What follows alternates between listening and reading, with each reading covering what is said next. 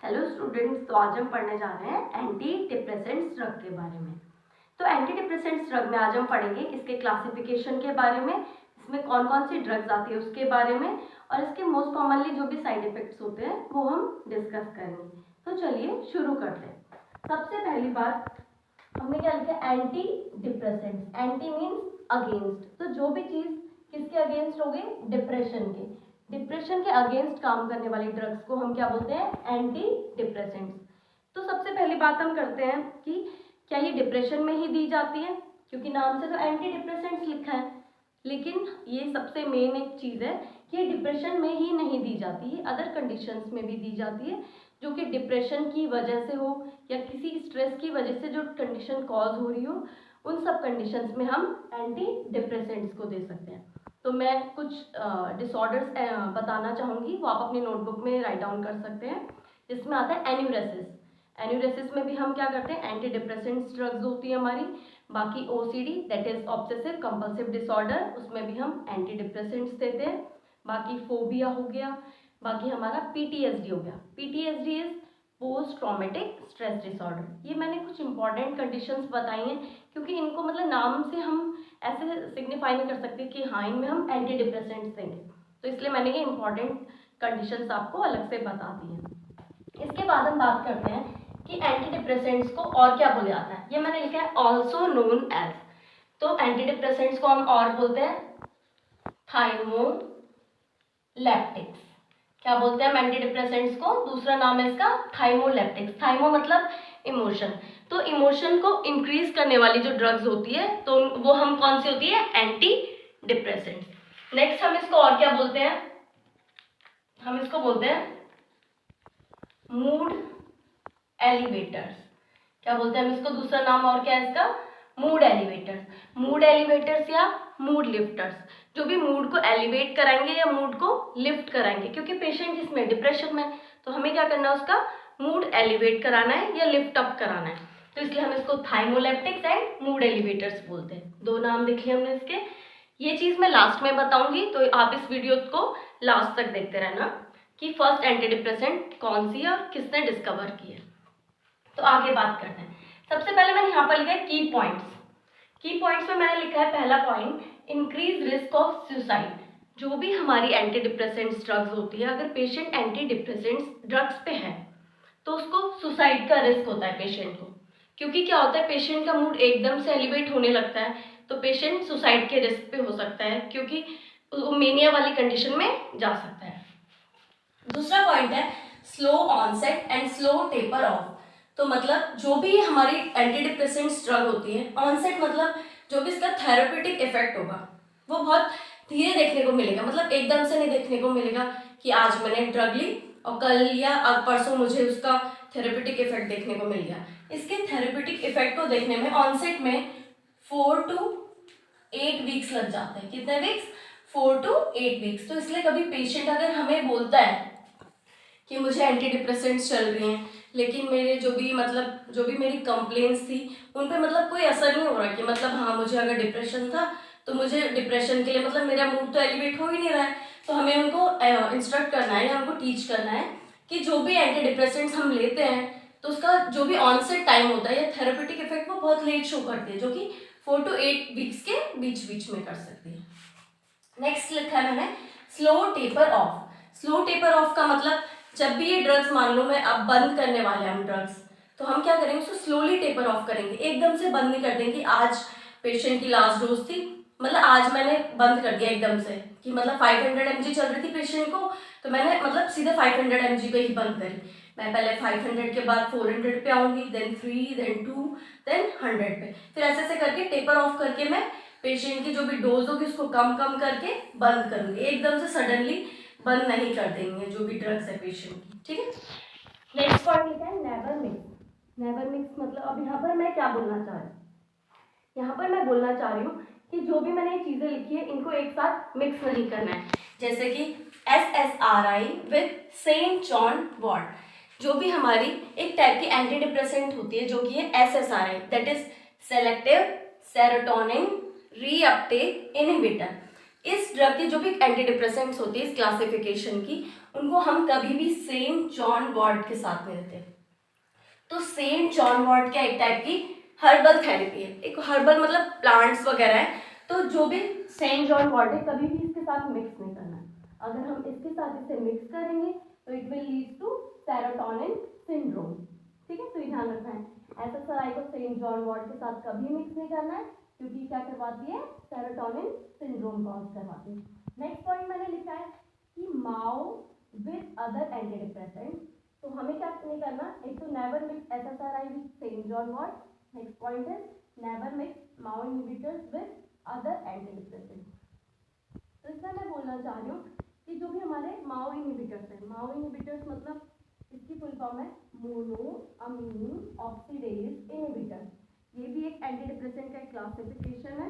तो इन जो भी इस क्लासिफिकेशन की जो भी एंटी डिप्रेसेंट्स होगी उसको हम अदर एंटी डिप्रेसेंट्स के साथ मिक्स नहीं करेंगे। जैसे कि मैं माओ इनहिबिटर्स को SSRI के साथ मिक्स नहीं कर सकती, अदर जितने भी एंटी डिप्रेसेंट क्लासिफिकेशन है उनके साथ मिक्स नहीं कर सकती हूँ। ठीक है, क्योंकि ये हाइपरटेंसिव क्राइसिस कॉज करवाते हैं अगर आप मिक्स करेंगे तो। ठीक है, नेक्स्ट मैं बात करूंगी क्लासिफिकेशन के बारे में। जो भी हमारा एंटी डिप्रेसेंट्स का क्लासिफिकेशन है उसके बारे में बात करेंगे। तो इसमें मैंने 4 क्लासिफिकेशन की ड्रग्स लिखी हैं।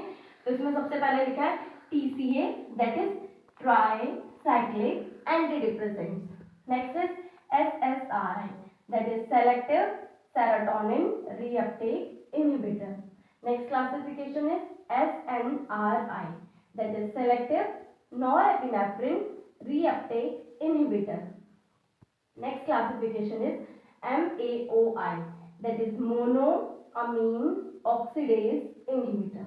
ठीक है, नेक्स्ट अब हम इनका एक एक करके क्लासिफिकेशन में कौन कौन सी ड्रग्स आती हैं और मेनली क्या कर रहे हैं, इनका मोड ऑफ एक्शन, इनकी बात करते हैं। तो सबसे पहली बात करते हैं TCA की। जो भी हमारी ट्राइसाइक्लिक एंटी डिप्रेसेंट्स होती है इसका मेन काम क्या होता है, ये क्या करती है, हमारी जो भी नॉरएपिनेफ्रिन होता है, मैं नॉरएपिनेफ्रिन को NE लिख रही हूँ शॉर्ट फॉर्म में, नॉरएपिनेफ्रिन को and serotonin, norepinephrine and serotonin के जो भी रीअपटेक होता है, रीअपटेक मतलब वापस से बॉडी में लेना, उसके रीअपटेक को हम क्या करती है, इनहिबिट करती है। ठीक है, जिससे क्या होता है, वापस से वो सेल्स के पास नहीं पहुंच पाता है और हमारी बॉडी में क्या हो जाएगा, ब्लड में उसका लेवल इंक्रीज हो जाएगा। तो TCA का काम क्या है, नॉरएपिनेफ्रिन को और सेरोटोनिन के लेवल को बॉडी में बढ़ाना। क्योंकि हम पढ़ किसकी क्लासिफिकेशन की ड्रग है, एंटी डिप्रेसेंट। तो डिप्रेशन में क्या हो रहा है, जो भी हमारे सेरोटोनिन है और नॉरएपिनेफ्रिन है वो कम हो रहा है। तो हमारी जितनी भी ड्रग्स हैं उनका मेन काम क्या रहेगा, नॉरएपिनेफ्रिन को और सेरोटोनिन को बढ़ाना। ठीक है, तो ये नॉरएपिनेफ्रिन को और सेरोटोनिन को बढ़ाएगी ब्लड के अंदर। ठीक है, तो इसमें कौन कौन सी ड्रग्स आती है, इसमें आती है क्लोमिप्रामिन, इमिप्रामाइन, ठीक है, नॉरट्रिप्टालाइन, एमिट्रिप्टालाइन एंड लास्ट इज डॉक्सेपाइन। और भी बहुत सारी होती है पर मैंने मेनली ये सारी ड्रग्स लिखी है जो मोस्ट कॉमनली यूज की जाती है और exam purpose point of view से भी ये इंपॉर्टेंट है, तो इसलिए मैंने इनको यहाँ पर नोट डाउन कर रखा है। तो जो भी इनमें से मैंने अंडरलाइन कर रखा है इमिप्रामिन के नीचे। तो इमिप्रामिन के नीचे मैंने इसलिए अंडरलाइन कर रखा है कि जो इमिप्रामिन ड्रग होती है ये हमारी ड्रग ऑफ चॉइस होती है। अब किसकी ड्रग ऑफ चॉइस होती है ये भी बात कर लेते हैं। It is drug of choice for enuresis. तो जो भी हमारी एन्यूरेसिस वाली कंडीशन होती है, एन्यूरेसिस मींस बेड वेटिंग, तो बेड वेटिंग वाली कंडीशन की ड्रग ऑफ चॉइस क्या होती है, इमिप्रामिन। ठीक है, नेक्स्ट क्लासिफिकेशन की जो ड्रग है वो है SSRI, that is selective serotonin reuptake inhibitor. तो इसमें नाम से ही पता है सेलेक्टिव मतलब सिर्फ क्या कर रही है, वो सेरोटोनिन के रीअपटेक को ही इनहिबिट कर रही है। तो इसमें क्या करेगी फिर ये ड्रग का मेन मैकेनिज्म ऑफ एक्शन क्या रहेगा, ये सेरोटोनिन का लेवल ब्लड में बढ़ा देगी, सिर्फ सेरोटोनिन का बढ़ाएगी, ना नॉरएपिनेफ्रिन का बढ़ाएगी ना किसी और का, सिर्फ सेरोटोनिन का।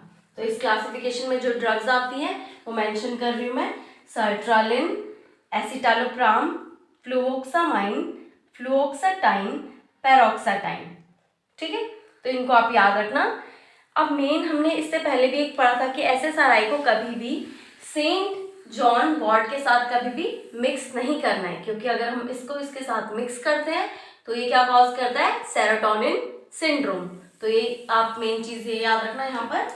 Next classification is SNRI, that is serotonin norepinephrine reuptake inhibitor. तो नाम से पता है सेरोटोनिन और नॉरएपिनेफ्रिन, तो ये किस चीज का लेवल बढ़ा रही है, ब्लड में सेरोटोनिन का बढ़ा रही है एंड नॉरएपिनेफ्रिन का लेवल। तो अब आप लोग बोलेंगे कि यहाँ पर भी सेरोटोनिन एंड नॉरएपिनेफ्रिन का लेवल बढ़ रहा है एंड TC में भी नॉरएपिनेफ्रिन सेरोटोनिन का लेवल बढ़ रहा है, तो इन दोनों में अलग अलग क्या होगा, अलग अलग चीज ये है इसमें कि ये दोनों अलग अलग रिसेप्टर्स पे जाके काम करते हैं, काम एक ही कर रही है पर अलग अलग रिसेप्टर्स पे काम कर रही है, बस ये डिफरेंस है मेन। इसके इस क्लासिफिकेशन के अंदर कौन सी ड्रग्स आती है, ड्यूलॉक्साटाइन एंड वेनलाफेक्साइन। कौन कौन सी आ रही है, ड्यूलॉक्साटाइन एंड वेनलाफेक्साइन। ठीक है, ये आपको ध्यान रखनी है, कंफ्यूज नहीं करना है, क्योंकि यहाँ पर ड्यूलॉक्साटाइन तो आप सोचेंगे फ्लूऑक्साटाइन, तो इसके साथ कंफ्यूज नहीं करना है। एक तो दूसरी चीज, ड्यूलॉक्साटाइन को डॉक्सेपाइन के साथ कंफ्यूज नहीं करना है, किसके साथ, डॉक्सेपाइन, क्योंकि डॉक्सेपाइन TC है, फ्लूऑक्साटाइन SSRI क्लासिफिकेशन की ड्रग है एंड ड्यूलॉक्साटाइन SNRI क्लासिफिकेशन की ड्रग है। अब लास्ट जो हमारा क्लासिफिकेशन बचता है एंटी डिप्रेसेंट्स का, वो है MAOI, that is monoamine oxidase inhibitor. तो मोनोअमीन ऑक्सीडेज इनहिबिटर क्लासिफिकेशन की जो भी ड्रग्स हैं, तो ये क्या करती हैं, ये बॉडी में नॉरएपिनेफ्रिन, सेरोटोनिन एंड डोपामिन का लेवल इंक्रीज करती है। किस किस चीज का करती है, नॉरएपिनेफ्रिन का, सेरोटोनिन का एंड डोपामिन का, क्योंकि ये तीनों हार्मोन्स हमारे मूड एलिवेट करने के काम में आते हैं। ठीक है, तो इन सब का लेवल क्या करवा रही है, इंक्रीज करवा रही है। तो इस क्लासिफिकेशन में जो ड्रग्स आती है वो है selegiline, next is phenelzine, last is isocarboxazid. वापस से बता रही हूँ, सेलेजिलिन, फेनेलेजिन, आइसोकार्बोक्साजेड। अब माओ इनहिबिटर्स में हमें मेनली क्या याद रखना है, जो हमारे एग्जाम पॉइंट ऑफ व्यू से भी इंपॉर्टेंट है, वो मैंने नोट में लिखा है, अवॉइड टायरामिन रिच डाइट। तो हमें क्या करना होता है, जो भी हमारे माओ इनहिबिटर्स होते हैं उनमें हमें टायरामिन रिच डाइट अवॉइड करनी होती है हमेशा। टायरामिन रिच डाइट क्या हो सकती है हमारी, जैसे कि हमारे रेजिन्स हो गए, किशमिश हो गए हमारे, ठीक है, बियर हो गया, वाइन हो गई, ये सब चीज़ें किस में आती है, हमारी टायरामिन रिच डाइट में आती है।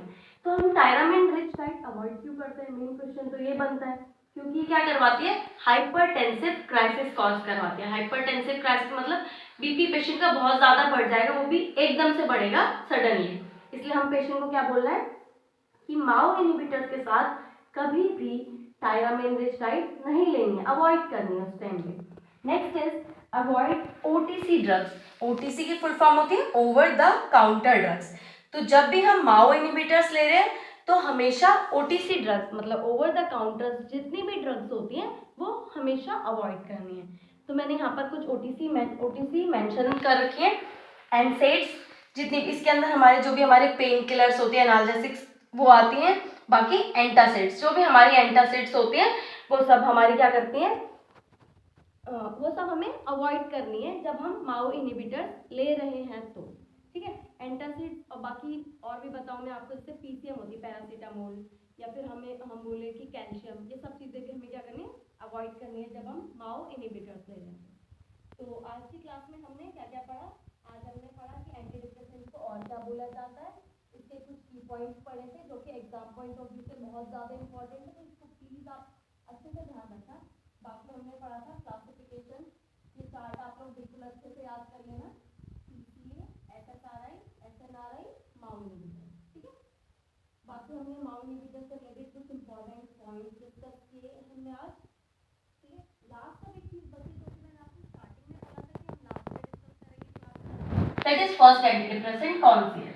तो फर्स्ट जो हमारी एंटी डिप्रेसेंट है वो है इमिप्रामाइन। कौन सी है, इमिप्रामाइन, ये हमारी फर्स्ट एंटी डिप्रेसेंट ड्रग है। अब फर्स्ट एंटी डिप्रेसेंट है तो उसको किसी ने डिस्कवर किया होगा, उनका नाम है थॉमस कोन। क्या उनका नाम, थॉमस कोन। इन्होंने कब डिस्कवर करी है? तो इन्होंने 1958 में ये ड्रग डिस्कवर करी है। कौन सी ड्रग करी है? इमिप्रामिन करी है। किसने करी है? थॉमस कोन ने करी है। कब करी है? 1958 में करी है इन्होंने ये ड्रग डिस्कवर। बाकी आप लोगों को इसके साइड इफेक्ट और नर्सिंग मैनेजमेंट से भी रिलेटेड मैं नेक्स्ट वीडियो में बताऊंगी, क्योंकि इस वीडियो में इतना ही कवर कर पाए हम। बाकी इसके side effect and nursing responsibility हम नेक्स्ट वीडियो में